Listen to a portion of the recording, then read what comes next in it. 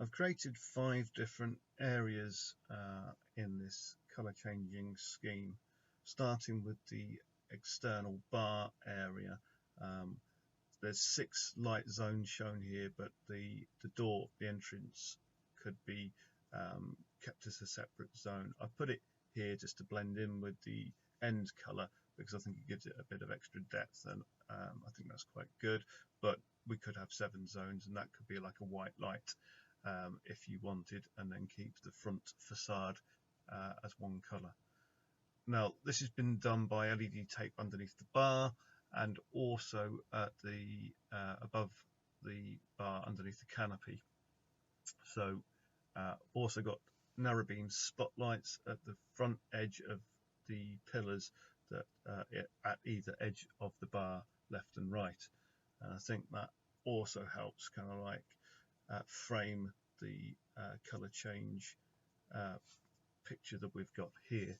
So it gives a bit more kind of depth instead of just being flat. So that's the first area.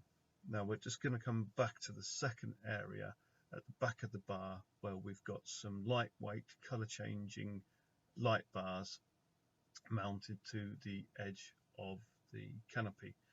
There's a groove that I think which could be used to mount those fairly easily.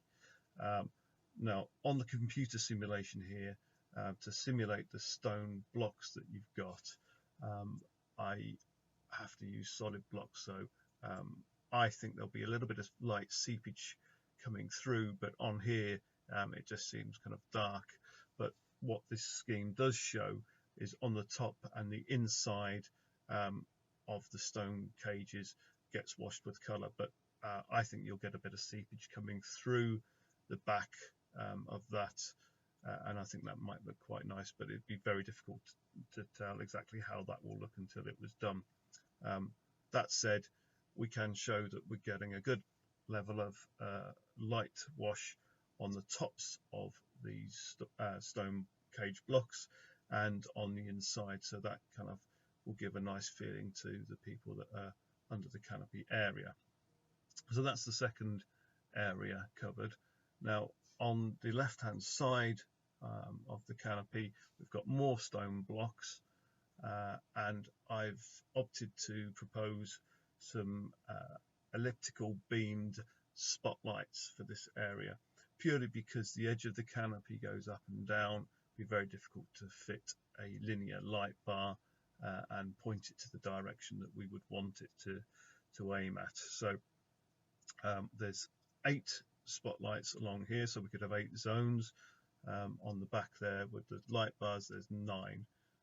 We can change the numbers if required, but for the basis of this proposal, there's 9 light bars and then 8 spotlights along here. Again, does exactly the same kind of job, washes the top of the stone and the inside of the stone with colour, and I do think we'll get some seepage through the rocks.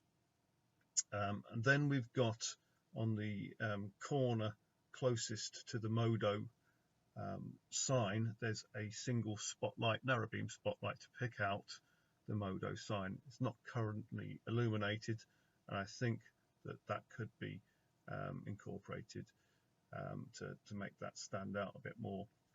It could be colour change if you wanted, so you could make the logo different colours, but I've just opted for the basis of this example proposal to make it white so it stands out. Here you can see the insides of the back wall are all nicely washed with those light bars, so giving that nice feel. So now for the last area, which is the first floor bar, there's 5 stanchions, 1 at each end and 3 in between. I've currently put narrow beam spotlights uplighting those, but we would need to have some kind of material that would take the colour. At the moment there's a grey frame, it wouldn't take the colour very well. The other option is we put some LED tape in some polycarb opal diffusers and we light that from inside. We would need a couple of those per bar to upright to make that work. But there you can see the whole kind of effect that we're looking for. I think it kind of works